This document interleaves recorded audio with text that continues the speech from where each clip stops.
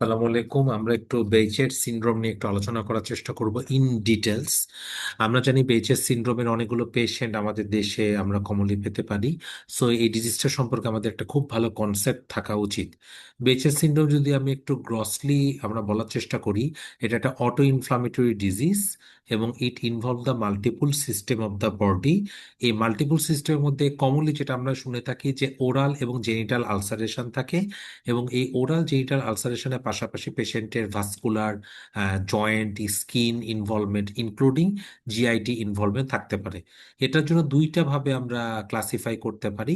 একটা international criteria for বেচের disease, আর একটা বেচের international study গ্রুপের আরেকটা ক্লাসিফিকেশন এখানে দেওয়া হয়ে থাকে। মনে রাখতে হবে এটা কিন্তু মানে একটা সিঙ্গেল এটিওলজি মিলে হয় না। এই ডিজিজের একটা মাল্টি ফ্যাক্টোরিয়াল প্যাথোফিজিওলজি আছে।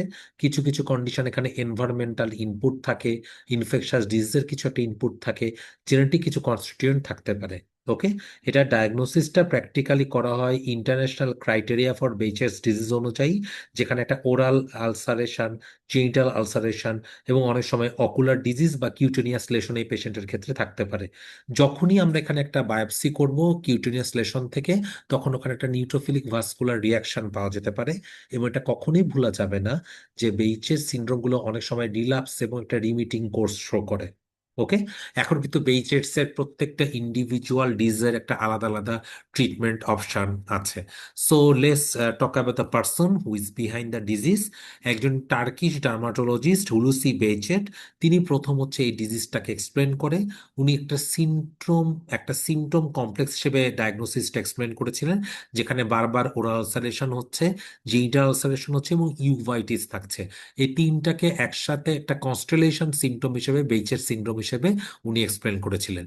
এবং এইটার হাইয়েস্ট প্রিভ্যালেন্স ছিল হচ্ছে টার্কিতে, কারণ অলমোস্ট টার্কিতে প্রতি 1 লাখ পপুলেশনের জন্য প্রায় 420 বেইচেটস এর পেশেন্ট ছিল। এবং তৎকালীন সময় একটা ট্রেড রুট ছিল সিল্ক রুট, যেটা একদম জাপান থেকে শুরু করে মেডিটেরিয়ান পর্যন্ত মানে একদম এক্সটেন্ডেড ছিল।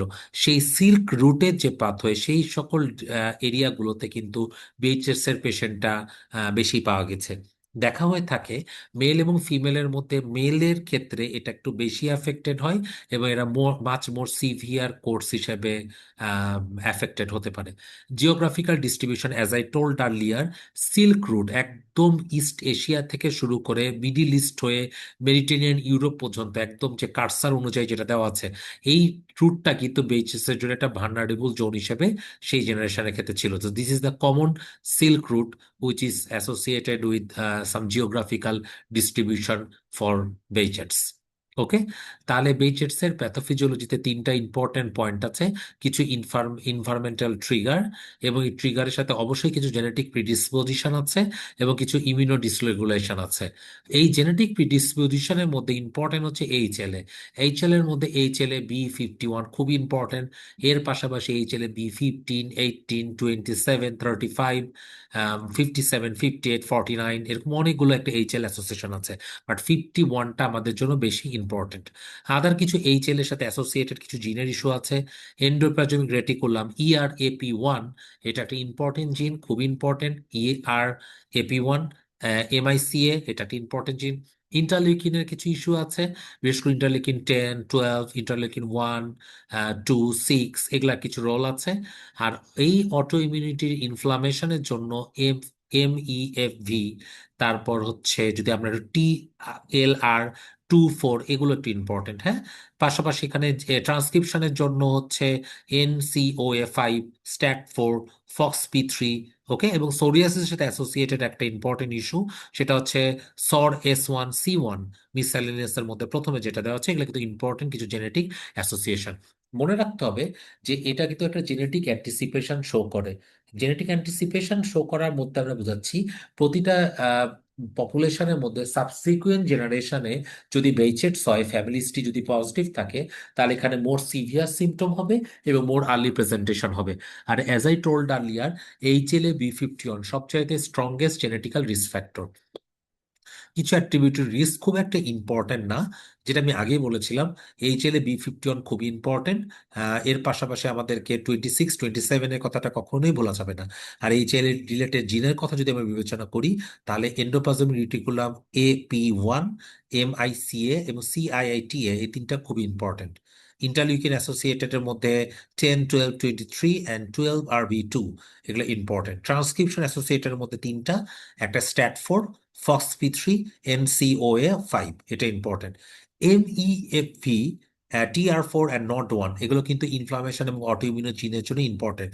এর মধ্যে MEFV, এটা কিন্তু ফ্যামিলিয়াল মেডিটেরিয়ান ফিভারের জন্য একটা অ্যাসোসিয়েটেড ইম্পর্টেন্ট জেনেটিক মিউটেশন। ওকে, তাহলে নোটেবল অ্যাসোসিয়েশনের মধ্যে আমরা কখনোই কয়টা জিনিস ভুলবো না, বিশেষ করে ERAP, MICA, স্ট্যাটফোর্ড, ফক্সপ্রিথি, NCOA5 আর MEVION। ওকে, এই কয়টা ইস্যু খুবই ইম্পর্টেন্ট। আচ্ছা, এখানে মেজর যে ইমিউনোলজিক্যাল যে মেকানিজমটা আছে, এটা টি লিম্ফোসাইট দিয়ে মিডিয়েটেড হয়। মনে রাখতে হবে যে বেইচেটস ডিজিজের জন্য ইম্পর্টেন্ট যে লিম্ফোসাইট, টি লিম্ফোসাইট। এই টি লিম্ফোসাইটের মধ্যে হচ্ছে গামা টি লিম্ফোসাইট আছে, সাইটোটক্সিক সেল আছে, TH1 আছে, TH17 আছে। ওকে, এর মধ্যে আগে যেটা বলা হতো যে gamma delta T cell is the primary cell, কিন্তু বর্তমানকালে ন্যাচারাল কিলার সেল TH1, TH17ও কিন্তু এগুলা ইমপ্লিকেটেড দেখা যাচ্ছে। তাহলে অলওয়েজ একটা জিনিস মনে রাখবে যে ইন্টারলিউকিন 17 অ্যাক্টিভেশন, এটা খুবই ইম্পর্টেন্ট। এবং এই ইন্টারলিউকিন 17 অ্যাক্টিভেশন প্রোডাকশনটা হয় TH17 সেল থেকে। এই TH17 সেলটা ইন্টারলিউকিন 23 থেকে আসে। 23 টাকে TH17 সেলে কনভার্ট করে নেইভ টি সেলকে, যেটা subsequently high amount of interleukin 17 তৈরি করে। এই interleukin 17 active uveitis, orogenital ulceration এবং আর্টিকুলার সিমটমস এর জন্য খুবই ইম্পর্টেন্ট। পাশাপাশি এটা এন্ডোথেলিয়াল ডিসফাংশন করে। এর মধ্যে নিউট্রোফিলের একটা ইম্পর্টেন্ট রোল আছে। টিস্যু ইনজুরি হতে পারে, এবং এই হিটশক প্রোটিন যেটা ইনেট এবং অ্যাডাপটিভ রেসপন্সগুলোকে ট্রিগার করে, যেটা কিন্তু এন্ডোথেলিয়াল ড্যামেজকে একটা মানে রোল প্লে করে। সো এটা আলটিমেটলি এন্ডোথেলিয়াল ড্যামেজ করে, এবং এটা মনে রাখতে হবে this is one of the fewest amount of vasculitis যেটা আর্টারি এবং ভেন দুটাকে ইনভলভ করে। ওকে, এর মধ্যে বেইচেটস আছে, অ্যান্টিফসফোলিপিড অ্যান্টিবডি সিনড্রোম আছে, হেপারিন ইনডিউস থ্রম্বোসাইটোপেনিয়া, থ্রম্বোসিস, এরকম কিছু কন্ডিশনের কথা আমাদেরকে বিবেচনা করতে হবে। কিছু ইম্পর্টেন্ট ইনফেকশন ট্রিগার ফর বেইচেটস এর জন্য মনে রাখতে হবে। এর মধ্যে একটা ওরাল ক্যাভিটি একটা অর্গানিজম আছে, সেটা হচ্ছে স্টেপটোকক্কাস স্যাঙ্গুইস, সাথে E coli, aureus, Helicobacter pylori, even herpes simplex type one. মনে রাখতে হবে হার্পিস সিমপ্লেক্স টাইপন এটাও কিন্তু ওরোজেনিটাল আলসারেশন করে। সো হোয়েনেভার আমরা যদি একটা আলসারেশন পাচ্ছি, তাহলে হার্পিস সিমপ্লেক্স টাইপনটাকেও কিন্তু এক্সক্লুড করতে হবে। এখন চলে আসি ম্যানিফেস্টেশনগুলোর মধ্যে। ম্যানিফেস্টেশনের মধ্যে প্রথম যেটা ক্রাইটেরিয়া, এটা একটা criteria diagnosis, recurrent oral ulceration থাকবে, জেনিটাল আলসারেশন থাকবে, এবং some degree of eye involvement হতে হবে। ওরাল আলসারেশনের মধ্যে খুব ইম্পর্টেন্ট, এটা lips, tongue, buccal mucosa, soft palate, এই সকল জায়গাগুলোকে টিপিক্যালি ইনভলভ করে। একটা ইরাইডোমাটাস প্যাপিউল হিসেবে শুরু করে, এটি লিড টু পাস্টিউল। পাস্টিউল থেকে এটা পরবর্তীকালে একটা শলো আলসার ডেভেলপ করে, পরবর্তীকালে এখানে একটা গ্রে ইয়েলো সুডোমেমব্রেনাস বেস তৈরি করতে পারে। ওকে, ইম্পর্টেন্ট ইস্যু হচ্ছে যেটা সিগনিফিক্যান্টলি একটা পেন নিয়ে থাকবে। As you can see that পেশেন্টের ওরাল অ্যাপথাস আলসারেশন আছে, এবং এই অ্যাপথাস আলসারেশনটা 1 বছরের মধ্যে 3 বা তার চাইতে বেশি ইনভলভমেন্ট হবে, including multiple parts of the oral cavity. Okay, এই আলসারেশনটা জেনিটাল ট্র্যাক্টেও হতে পারে। পার্টিকুলারলি এই জেনিটাল ট্র্যাক্টের মধ্যে যদি ফিমেলের কথা বিবেচনা করি, তাহলে ভালভা এবং vaginal mucosa. In case of male it should be involving scrotum and penis as well. But important issue হচ্ছে যখনই আমি এরকম একটা জিনিস ডিল করবো, herpes simplex virus must be excluded by some test. Okay, এটা অনেক সময় এক্সট্রা জেনিটাল স্পেসেও থাকতে পারে, পার্টিকুলারলি থায়ে হতে পারে। যে ছবিটা আমরা থায়ের মধ্যে দেখতে পাচ্ছি, এই ছবিটা নেওয়া হচ্ছে, রেফারেন্স দেওয়া আছে। সাবসিকুয়েন্টলি এটা ট্রাঙ্ক, অ্যাক্সিলা, ব্রেস্ট, এই সকল জায়গাগুলোকে ইনভলভ করে। এর পাশাপাশি এটা অনেক সময় পাপুলোপুস্টুলার লেশন করতে পারে, ইরাইডোমা নোডোসাম করতে পারে, পায়োডার্মা গ্যাংগ্রিনোসাম লাইক লেশন নিয়েও প্রেজেন্ট করতে পারে। সুইট সিনড্রোমের মতো অ্যাকিউট ফেব্রাইল নিউট্রোফিলিক লিউকোসাইটোসিসের সাথে যে ম্যাকুলোপ্যাপুলার যে র্যাশগুলো থাকে, সেটা নিয়েও প্রেজেন্ট করতে পারে। So this will be the cutaneous manifestation. Pathology test, এটা কমনলি আমরা করে থাকি এটা হচ্ছে কি হয়, আমরা একটা কিউটেনিয়াস ট্রমা দেওয়ার চেষ্টা করি। কিভাবে দিই? এটার জন্য আমরা একটা স্টেরাইল নিডল ব্যবহার করি। এই নিডলগুলো ইউজুয়ালি 20 to 25 গজ নিডল, এবং এটা দিয়ে আমরা একটা স্কিনের মধ্যে 5 মিলিমিটার ডিপ একটা পাংচার ওন্ড করি। এবং এই ওন্ড করে এটা 24 থেকে 48 ঘন্টা পরে আমরা দেখি যেখানে 2 মিলিমিটারের উপরে স্টেরাইল প্যাপিউল অ্যাপিয়ার করেছে কিনা। যদি এটা অ্যাপিয়ার করে যায়, তা একটা সেন্সিটিভিটি 60% অ্যাপ্রক্সিমেটলি, আর স্পেসিফিসিটি অ্যারাউন্ড প্রায় 90%-এর কাছাকাছি। সো এটা একটা important issue for diagnosis or suspicious in a patient of Behcet's disease. অনেক সময় আগেই বললাম, সুইট সিনড্রোমের মতো একটা নিউট্রোফিলিয়া থাকে, সাথে ডার্মাটোসিসের মতো একটা র্যাশের মতো ডেভেলপ করতে পারে। ওকে, অনেক সময় এখানে ইরাইটেবল মাল্টিফর্মি করে, নোডোসোমের মতো ফিচার থাকে, ইভেন সার্কয়েডোসিসের লুপাস পার্নিওর মতো কিছু লেশন থাকতে পারে। অলওয়েজ মনে রাখতে হবে এটা কিন্তু ইউভাইটিস করে। এটা খুব ইম্পর্টেন্ট একটা criteria. It can lead two anterior uveitis or posterior uveitis, even এটা এপিস্ক্লেরাইটিস, ভিট্রাইটিস, কেরাটাইটিস, ইভেন কিন্তু যদি আমি আনট্রিটেড রাখি তাহলে কিন্তু গ্লুকোমা ব্লাইন্ডনেসও ডেভেলপ করতে পারে। সো একটা uveitis for the patient of Behcet's খুবই গুরুত্বপূর্ণ। মনে রাখতে হবে যে কোনো রকমের ইউভাইটিস যদি একটা বেইচএস প্রেজেন্ট করে, তাহলে আমাদেরকে কিছু পয়েন্ট ট্রিটমেন্ট অপশন হিসেবে মনে রাখতে হবে। যদি এটা পোস্টেরিয়র সেগমেন্ট ইউভাইটিস হয়, তাহলে আমি পেশেন্টকে অ্যাজাথায়োপ্রিন দিব। অ্যাজাথায়োপ্রিনের পাশাপাশি অন্য ট্রিটমেন্ট অপশনগুলো মনে দিতে পারি, বিশেষ করে সাইক্লোস্পোরিন, ইন্টারফেরন আলফা, ইভেন হচ্ছে টিএনএফ এর জন্য ইনফ্লিক্সিমাব, অ্যাডালিমুমাব ব্যবহার করতে পারি। কিন্তু নর্মালি আমরা অ্যাজাথায়োপ্রিনটা দিয়ে টেস্ট চিকিৎসা দেওয়ার চেষ্টা করি। যদি রিকারেন্ট সাইট থ্রেটনিং ইউভাইটিস থাকে, তাহলে অবশ্যই আমরা হাইড্রোস গ্লুকোকর্টিকয়েড দিব। কিন্তু এটা কখনোই একসাথে দিব না, একাই দিব না, এর সাথে ইনফ্লিক্সিবা বা ইন্টারফেরন আলফা অলওয়েজ দিতে হবে। মনে রাখবেন, অ্যাজাথায়োপ্রিন আর সাইক্লোস্পোরিন এ এগুলো কিন্তু ডিজিজের রিলাপসটাকে কমায় এবং হচ্ছে ভিজুয়াল অ্যাকুইটিটাকে ইমপ্রুভ করতে সাহায্য করে। So always remember the name azathioprine for posterior segment বেইচের ডিজিজ। আর অ্যাকিউট সাইট থ্রেটনিং বা রিকারেন্ট যদি হয়, হাইড্রোস গ্লুকোকর্টিকয়েডের সাথে ইনফ্লিক্সিমাব বা ইন্টারফেরন আলফা। যদি ইউনিল্যাটারাল হয়, তাহলে আপনি ইন্ট্রাভিট্রিয়াল গ্লুকোকর্টিকয়েড দিতে পারেন অ্যাডজাংটিভ থেরাপি হিসেবে এক্সাজারবেশনকে কন্ট্রোল করার জন্য। এখানে কিন্তু ইন্টারলিউকিন 17 বেইচেটস এর একটা ইম্পর্টেন্ট ইন্টারলিউকিন, সেটা দিয়ে কিন্তু অ্যান্টি ইন্টারলিউকিন 17 থেরাপির খুব একটা রোল পাওয়া যায় না। মনে রাখতে হবে, অ্যান্টিরিয়র ইউভাইটিসটা পোস্টেরিয়র চাইতে কম্পারেটিভলি একটু ভালো। তবে এই কন্ডিশনে ইমিউনোসাপ্রেসিভ যদি পেশেন্ট খুব ইয়াং মেল হয়, যদি খুব আর্লি অনসেট থাকে, আর যদি পেশেন্টের ইয়াং এজের মেল পেশেন্ট পাওয়া যায়, তাহলে এই পেশেন্টে কিন্তু সেই কন্ডিশনের ক্ষেত্রে আপনাদেরকে চিকিৎসা দিতে হবে। ইম্পর্টেন্ট ইস্যু, ভাস্কুলার ম্যানিফেস্টেশন বেইচেটস এর ক্ষেত্রে এটা কিন্তু খুবই কমনলি সুপারফিশিয়াল থ্রম্বোফ্লেবাইটিস করতে পারে, ইভেন সামটাইমস ডিভিটি করতে পারে। মনে রাখতে হবে, অ্যাকিউট ডিভিটির ক্ষেত্রে যে বেইচেটস এর রোগীগুলো থাকে, আমরা কিন্তু অন্য কন্ডিশনে অ্যান্টিকগুলেন্ট দিই, কিন্তু এই কন্ডিশনে অ্যান্টিকগুলেন্টের আগে আমাদের ট্রিটমেন্টে ব্যবহার করতে হবে হাইড্রোস গ্লুকোকর্টিকয়েড, সাথে ইমিউনোসাপ্রেসিভ কি ব্যবহার করতে পারি, ওই যে অ্যাজাথায়োপ্রিন, সাইক্লোস্পোরিন, বা এই কন্ডিশনগুলোতে সাইক্লোফসফামাইড ব্যবহার করা যেতে পারে। যদি রিফ্র্যাক্টরি ডিভিটি হয়, তখনই আপনি মনোক্লোনাল টিএনএফ আলফা ইনহিবিটর গুলো দিবেন, আর সাথে অবশ্যই কিছু রিস্ক অ্যাসেস করে অ্যান্টিকগুলেন্ট দেওয়া যায় কিনা বিবেচনা করবেন। যে কোনো অ্যান্টিকগুলেন্ট দেওয়ার আগে অবশ্যই পালমোনারি এম্বোলিজম আছে কিনা এই রিস্কটা চেক করতে হবে। So that brings me to another important fact, সেটা হচ্ছে pulmonary arterial involvement. Pulmonary arterial involvement Behcet's এর ক্ষেত্রে হতে পারে। এই কন্ডিশনের ক্ষেত্রে পালমোনারি অ্যানুরিজম খুবই কমনলি ডেভেলপ করে। মনে রাখবেন, পালমোনারি অ্যানিউরিজম যখনই হবে, আপনাদেরকে চিকিৎসা দিতে হবে হাইড্রোস গ্লুকোকর্টিকয়েড সাথে সাইক্লোফসফামাইড। যদি এখানে চিকিৎসা না হয়, তাহলে রিফ্র্যাক্টরি হলে বলেছিলাম TNF antibody, anti TNF antibody ব্যবহার করতে হবে। এবং কোনো কোনো কন্ডিশনে এম্বোলাইজেশন বা যে সার্জিক্যাল রিপেয়ার, স্টেন্টিং, এগুলো কিন্তু দরকার হতে পারে। মনে রাখবেন, এই আর্টারিয়াল অ্যানিউরিজমগুলো কিন্তু অ্যাগ্রেসিভ চিকিৎসা দিতে হবে, নাহলে এটা কিন্তু খুব বাজে একটা কন্ডিশন। অনেক সময় এখানে মাস্কুলোস্কেলিটাল ইনভলভমেন্ট হতে পারে। এর মধ্যে পার্টিকুলারলি নন ইরোসিভ ইনফ্লামেটরি একটা অলিগো আর্টিকুলার বা মোনো আর্টিকুলার আর্থ্রাইটিস নিয়ে প্রেজেন্ট করতে পারে। মনে রাখবেন, স্কিন এবং জয়েন্ট ইনফেকশন এখানে ইনভলভমেন্ট এখানে খুবই কমন।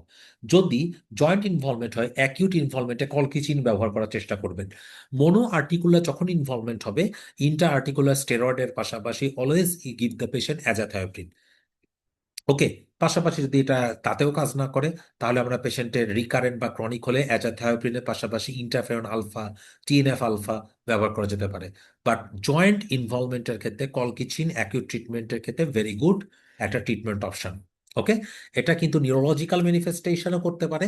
নিউরোলজিক্যালের মধ্যে একটা অ্যাকিউট প্যারেনকাইমার ইনভলভমেন্ট করে, পার্টিকুলারলি বেশি ইনভলভমেন্ট হতে পারে ব্রেন স্টেমে, ইভেন কর্টিকোস্পাইনাল ট্র্যাক্টেও কিন্তু ইনভলভমেন্ট হতে পারে। এর পাশাপাশি এটা সেরেব্রাল ভেনাস সাইনাস থ্রম্বোসিস করে, কিছু কিছু কন্ডিশনে হেডেক, বিহেভিয়ারাল অ্যাডজাস্টমেন্ট এগুলো করতে পারে। মনে রাখবেন, অ্যাজ ইউজাল যে কোনো কন্ডিশনে এখানে আপনাকে দিতে হবে হাই ডোজ গ্লুকোকর্টিকয়েড প্লাস অ্যাজাথায়োপ্রিন। যদি এটাতে ট্রিটমেন্টে ভালো না হয়, তাহলে পেশেন্টকে টিএনএফ আলফা দিতে ইনহিবিটর দেওয়া লাগতে পারে। ওকে, যদি পেশেন্টের কোনো কারণে সেরেব্রাল ভেনাস সাইনাস থ্রম্বোসিস হয়, তাহলে অবশ্যই হাইড্রোস গ্লুকোকর্টিকয়েড, কিন্তু এইখানে আপনি শর্ট কোর্স অফ অ্যান্টিকোয়াগুলেন্ট ব্যবহার করতে পারেন, যেটা আমি প্রিভিয়াসলি রিফ্র্যাক্টরি ডিভিটির একটা ট্রিটমেন্টে শর্ট অ্যান্টিকোয়াগুলেন্টের কথা বলেছিলাম। এই ক্ষেত্রে হাইড্রোস গ্লুকোকর্টিকয়েড প্লাস শর্ট অ্যান্টিকোয়াগুলেন্ট দিতে হবে। একটা জিনিস যেটা বেইচেটসের ট্রিটমেন্টে আমরা ব্যবহার করি, সাইক্লোস্পোরিন, এটা এই সেরেব্রাল কি বলে সিএনএস ইনভলভমেন্ট হলে এখানে এটা কোনো বেনিফিট নাই, রাদার এটা কিন্তু অ্যাভয়েড করাটাই এই কন্ডিশনের ক্ষেত্রে বেটার। ঠিক আছে। এখন আমাদের এই কন্ডিশনে অনেক সময় জিআই ইনভলভমেন্ট থাকে। জিআই ইনভলভমেন্টের মধ্যে এটা দেখতে পাচ্ছি আমরা কমনলি আইলোসিকাল জাংশন, কোলন, এসোফেগাস এখানে ইনভলভমেন্ট হয়। যেমনই এখানে ইনভলভমেন্ট হয়, অনেক সময় যদি অ্যাপথাস আলসারটা অনেক বড় হয়, ইট can lead two perforation also. Okay, so এরকম কন্ডিশনের ক্ষেত্রে it is very essential two exclude tuberculosis or IBD এখানে আছে কিনা, ইভেন এনএসাইডস ইনডিউস অ্যাসোসিয়েটেড কোনো অ্যাবনর্মালিটি আছে কিনা চেক করে দেখতে হবে। মনে রাখবেন, হেপাটিক কার্ডিয়াক ইনভলভমেন্টও খুবই কমন। কার্ডিয়াক ইনভলভমেন্ট হলে এটা পেরি মায়ো এন্ডোকার্ডাইটিস সবই করতে পারে। ভাস্কুলাইটিসের কারণে মায়োকার্ডিয়াল ইনফ্রাকশন ডেভেলপ করতে পারে। বাট ইম্পর্টেন্ট ইস্যু, এটা লিভারের মধ্যে হেপাটিক ভেনকে যদি থ্রম্বোসিস করে ফেলে, it can lead to Budd Chiari syndrome. এবং অ্যাটিপিক্যাল সাইটে থ্রম্বাসের কিন্তু ইম্পর্টেন্ট একটা কারণ কিন্তু বেইচার ডিজিজ। এখানে আমরা একটা সামারি দেখেছি যে কোন কোন জায়গায় এটা ইনভলভমেন্ট করতে পারে। সো এটা একটা কমন মানে কন্ডিশন, কেলির বই থেকে নেওয়া। এই কন্ডিশনের ক্ষেত্রে বেইচেটস এর কি কি সিস্টেমিক ক্লাসিক্যাল ইনভলভমেন্ট হয়। ওরোজেনিটাল আলসারেশন আমরা বলেছিলাম, প্যাপুলো পাস্চুলার লেশনের পাশাপাশি প্যাথাজি টেস্টের কথা বলেছিলাম। অকুলার ইনভলভমেন্ট বেইচেটস এর ক্ষেত্রে একটা মানে খুবই ইম্পর্টেন্ট একটা portion. So it can lead two uveitis, pan uveitis, keratitis, episcleritis এগুলো কিন্তু করতে পারে। ইভেন এটা ভেন আর্টারি দুটাই অক্লুড করতে পারে, as I discussed earlier. Okay, so এটা ডায়াগনস্টিক অফ এক্সক্লুশন। এটার জন্য দুইটা ইম্পর্টেন্ট ক্রাইটেরিয়া আছে, একটা হচ্ছে ইন্টারন্যাশনাল স্টাডি গ্রুপ ক্রাইটেরিয়া, আর একটা ইন্টারন্যাশনাল ক্রাইটেরিয়া ফর বেইচের ডিজিজ। মনে রাখবেন, এই ইন্টারন্যাশনাল স্টাডি গ্রুপ ক্রাইটেরিয়ার মধ্যে অবশ্যই 1 বছরে 3 বা তার চাইতে বেশি ওরাল সাজেশন হবে, এটা একটা মেজর ক্রাইটেরিয়া, এটা থাকতেই হবে। এর পাশাপাশি দুইটা মাইনর ক্রাইটেরিয়া ক্রাইটেরিয়া হলেই হলো, দ্যাট ইজ দ্য চেইটাল সাজেশন। এর পাশাপাশি পেশেন্টের আই ইনভলভমেন্ট আছে কিনা, অথবা স্কিন লেশন আছে কিনা, অথবা পজিটিভ প্যাথাজি টেস্ট আছে কিনা। তাহলে একটা পেশেন্ট যদি ইউভাইটিস থাকে, ওরও যেটা আলসারেশন থাকে, পার্টিকুলারলি যদি ওরাল আলসারেশনটা বছরে 3 বারের চাইতে সমান বা বেশি হয়, তাহলে কিন্তু আমরা আইএসজি অনুযায়ী এটা বেইচেটস। আর যদি আইসিবিডি যদি হয়, তাহলে অবশ্যই ইম্পর্টেন্ট ইস্যু দুইটা করে পয়েন্ট যোগ করতে হবে। একটা ওরাল আলসারেশন ইম্পর্টেন্ট, 2 নম্বর জেনিটাল আলসারেশন, অকুলার আলসারেশন, এই প্রত্যেকটাতে 2 পয়েন্ট করে, এবং সাথে স্কিন অথবা নিউরোলজি অথবা ভাস্কুলার অথবা পজিটিভ প্যাথার্জি এগুলোতে 1 পয়েন্ট করে। যদি টোটাল 4 বা তার চাইতে বেশি হয়, তাহলে ডায়াগনস্টিক। তবে ইম্পর্টেন্ট একটা ইস্যু মনে রাখতে হবে, এই কন্ডিশনগুলোর ক্ষেত্রে কোনো রিলেটিভ অ্যাসোসিয়েশন যে রিস্ক ফ্যাক্টরগুলো সেগুলোকে এক্সক্লুড রাখতে হবে। অন্য কোনো অ্যাসোসিয়েটেড কন্ডিশনগুলো বিবেচনায় আসা যাবে না। ঠিক আছে। সো এই ক্ষেত্রে একটা ইম্পর্টেন্ট ইস্যু আমরা যেটা বলতে চাচ্ছিলাম সেটা হচ্ছে যে ও ডাফি গোল্ডস্টেন ক্রাইটেরিয়া, এখানে কিছু কিভার্টস আছে। তারা বলতো যে ওরাল আলসারেশনের পাশাপাশি জেনিটাল আলসার অথবা ইউভাইটিস অথবা কোনো পাস্চুলার ভাস্কুলাইটিস এগুলো যদি থাকে, তবে এখানে ইম্পর্টেন্ট একটা ইস্যু হচ্ছে যে কোনো কন্ডিশনের ক্ষেত্রে এই যে ইয়াং এজের চিলড্রেনের বিভিন্ন পাপুলো পাস্চুলার লেশন বা অ্যাকনি ভালগারিস কিন্তু কমনলি থাকতে পারে। তো এটা একটা ইম্পর্টেন্ট ক্যাভার্ট মনে রাখতে হবে। সো ইম্পর্টেন্ট ইস্যু একটা ওরোজেনিটাল আলসারেশন, এখানে অবশ্যই নিউট্রোফিল, লিম্ফোসাইট, হিস্টিওসাইট এগুলো থাকবে। কিছু যদি আপনি ডিলেট ইমিউনোফ্লোরোসেন্স করেন, আইজিএম, আইজিজি, সি3, that means you are getting something like a immunocomplex associated vasculitis পেতে পারেন। সাইনোভিয়াল মেমব্রেন নিউট্রোফিলিক রিয়াকশন পাওয়া যেতে পারে, এখানে সেল কাউন্ট অনেক বেশি পাওয়া যেতে পারে। প্যাপুলা পাস্চুলার লেশনে neutrophilic infiltrate, erythrocyte extravasation with or without fibrillar necrosis, এই ফিচারগুলো এখানে কমনলি পাওয়া যেতে পারে। সো এখানে ইম্পর্টেন্ট এইম হচ্ছে যে রিকারেন্সটাকে প্রিভেন্ট করা, ইরিভার্সিবল অর্গান ড্যামেজটাকে কন্ট্রোল করা, আর পেশেন্টের কোয়ালিটি অফ লাইফটাকে ইমপ্রুভ করা। সো আবার আমি একটা কথা অলওয়েজ বলছি, জয়েন্ট ইনভলভমেন্ট হলে কিন্তু আমরা কমনলি কলকেচিন ব্যবহার করি। সো স্কিন ইনভলভমেন্ট হলে আমরা কি করব, that is important fact. So যখন মিউকোকিউটেনাস ইনভলভমেন্ট হবে, ধর এক লাইনে দিব আমরা টপিক্যাল স্টেরয়েড। এটা ওরোজেনিটাল আলসারেশনের ক্ষেত্রে একটা ইম্পর্টেন্ট রোল প্লে করে। এই ওরাল আলসারেশন যদি টপিক্যাল স্টেরয়েডে ইমপ্রুভমেন্ট না হয়, আমরা এখানে কিন্তু ব্যবহার করতে পারি টপিক্যাল ক্যালসিনিউরিং ইনহিবিটর। তাও যদি ইমপ্রুভমেন্ট না হয়, সেকেন্ড লাইন থেরাপি হিসেবে আমরা কিন্তু ব্যবহার করতে পারি কলকিচিন। কলকিচিন এবং ড্যাপসন একটা ইম্পর্টেন্ট ট্রিটমেন্ট অপশন। কলকিচিন বিশেষ করে রিকারেন্ট যদি লেশন হয়, পেশেন্টের যদি ইরাইডে বা নোডোসাম থাকে, যেটা অসারেশন থাকে, তাহলে কিন্তু আমরা কিন্তু কলকিচিন ব্যবহার করতে পারি। রিফ্র্যাক্টরি কেসগুলোর ক্ষেত্রে অলওয়েজ মনে রাখতে হবে আমরা এখানে azathioprine, thalidomide, interferon alpha, TNF inhibitor, apremilast, যেটা ওরাল ফসফোডাইএস্টারেজ 4 ইনহিবিটর, এই ড্রাগগুলো কিন্তু আমরা ইউজ করতে পারি। যদি একটা পেশেন্টের প্যাপুলোপুস্টুলার বা অ্যাকনি লেশন হয়, তাহলে এই ক্ষেত্রে অ্যাকনির চিকিৎসা দেওয়াটা ইম্পর্টেন্ট। বর্তমানকালে আরেকটা জিনিসের একটা ইস্যু আছে। যদি একটা পেশেন্টকে আমরা ইন্টারলিউকিন 1 ইনহিবিটর দিই, যেটাকে আমরা বলি হচ্ছে অ্যানাকিনরা বা ক্যানাকিনুমাব, এই ড্রাগগুলো একটা পার্শ্বে একটা বেনিফিট শো করা যেতে পারে। দুইটা ড্রাগের মিউকোকিউটেনাস লেশনের রোলটা খুবই লিমিটেড। একটা হচ্ছে ইন্টারলিউকিন 17 ইনহিবিটর সেকুকিনুমাব, অথবা ইন্টারলিউকিন 6 ইনহিবিটর টসিলিজুমাব। টসিলিজুমাব সম্পর্কে একটা কথা মনে রাখবেন, এটা তো ইমপ্রুভমেন্ট করেই না, rather it worsen the skin manifestation. সেখানে কিছু মিউকোকিউটেনাস ইনভলভমেন্টের কিছু ইস্যু দেওয়া আছে। একটা রিফ্র্যাক্টরি কেসে রিকারেন্স হলে আমরা কিন্তু বায়োলজিক্স ব্যবহার করতে পারি। বায়োলজিক্সের মধ্যে স্কিন ম্যানিফেস্টেশনস যদি থাকে, অ্যানাকিনরা, ইন্টারলিউকিন 1 রিসেপ্টর ইনহিবিটর, অথবা 1 বিটা ইনহিবিটর, ক্যানাকিনুমাব, অথবা সেকোকিনুমাব। সেকোকিনুমাব কিন্তু অন্য জায়গাগুলোতে ব্যবহার করা হয়, বাট সেকোকিনুমাব কিন্তু স্কিন লেশনে তেমন একটা খুব একটা বেনিফিট শো করে না। সো অকুলার ডিজিজের ক্ষেত্রে আমি আগেই বলেছিলাম অ্যাজা থেরাপি শুরুতে ব্যবহার করব। আর যদি রিকারেন্ট বা রিফ্র্যাক্টরি হয়, ইন্টারফেরন আলফা অথবা টিএনএফ ইনহিবিটর, এই ড্রাগগুলো কিন্তু ইউজ করা যেতে পারে। নিউরোবেইচেটস এর ক্ষেত্রে আমি অলওয়েজ বলেছি এই কন্ডিশনে আমাকে যখন একটা পেশেন্ট নিউরোলজিক্যাল বেইচেটস হবে, হাইড্রোস্টেরয়েডের সাথে অলওয়েজ অ্যাজা থেরাপির কম্বিনেশনটা মনে রাখতে হবে। রিফ্র্যাক্টরি হলে TNF alpha is very important, alongside anakinra, canakinumab, tocilizumab, এই ড্রাগগুলো কিন্তু এখানে ব্যবহার করা হয়ে থাকে। সো একটা ট্রিটমেন্ট সামারির ক্ষেত্রে আমরা একটু চোখ বুলানোর চেষ্টা করছি। এটা একটা ওভারঅল একটা ট্রিটমেন্ট অ্যাপ্রোচ, বাট গাইডলাইন অনুযায়ী ইন্ডিভিজুয়াল অ্যাপ্রোচটা ফলো করাটা ইম্পর্টেন্ট। এটা একটা ভ্যারিয়েবল কোর্স। ইম্পর্টেন্ট ইস্যু হচ্ছে এটা রিকারেন্ট, রিল্যাপস এবং লিমিটিং একটা প্রেজেন্টেশন থাকে। টার্কিতে মর্টালিটি রেটটা 9.8%, এবং মোস্ট লাইকলি এটা ডিউ টু ভাস্কুলার কমপ্লিকেশন এবং সিএনএস ইনভলভমেন্ট। বাট অলওয়েজ মনে রাখতে হবে, Turkey to mortality 9.8%, CNS rate is almost 12%, এবং vascular death is a important proportion of death which is 44%। So আমি যদি এটা ডিপ ডাইভ করতে চাই, তাহলে এই পেশেন্টের ক্ষেত্রে HLA-B50 অনেকটা স্ট্রংগেস্ট রিস্ক ফ্যাক্টর। এর পাশাপাশি আমাদেরকে মনে রাখতে হবে 26, 27,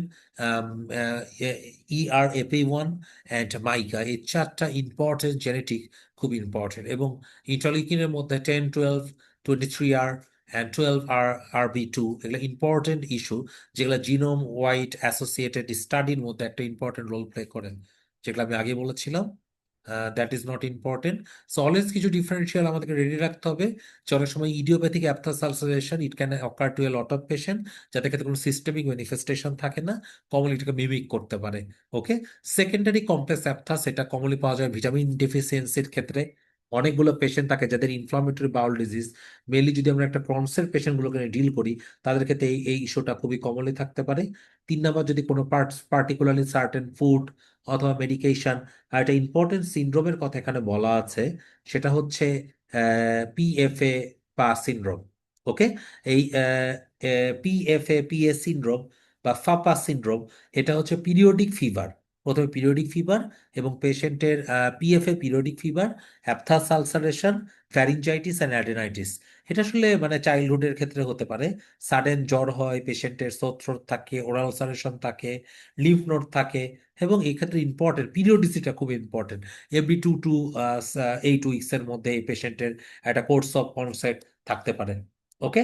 এবং এটার পাশাপাশি পেশেন্টের আদার মিমিকার মধ্যে reactive arthritis, syphilis, immunoblast disease, magic syndrome, যেখানে মাউথ এবং জেনিটাল আলসারেশনের সাথে একটা পেরিকন্ডাইটিসের মতো ফিচার থাকে, যেটাকে আমরা বলি inflamed cartilage. But always forget করা যাবে না, একটা বেইচের সিনড্রোমের পেশেন্টের হার্পিস সিমপ্লেক্স ভাইরাস অবশ্যই এক্সক্লুড করতে হবে। এটা আমি প্রিভিয়াসলি ডিসকাস করেছি। কয়েকটি স্পেশাল ইস্যু বাচ্চাদের ক্ষেত্রে বেইচেটস হতে পারে, এবং এই ক্ষেত্রে মনে রাখতে হবে যে প্রেজেন্টেশনটা comparatively more earlier because of genetic anticipation, একটা ইম্পর্টেন্ট ইস্যু।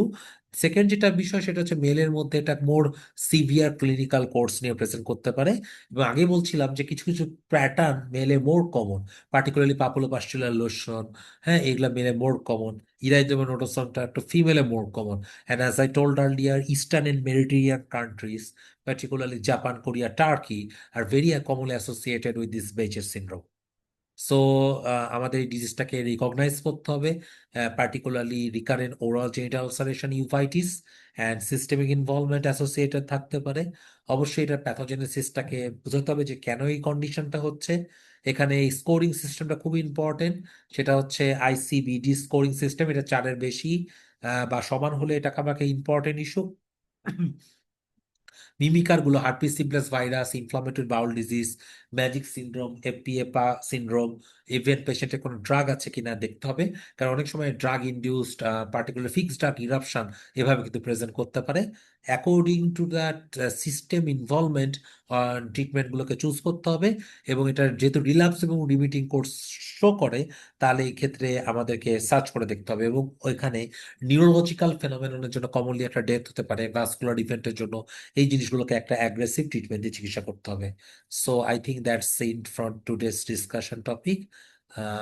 স্টে টিউন, এবং আমাকে কোনো রকম প্রশ্ন থাকলে কমেন্ট সেকশনে জানাবেন। Thank you.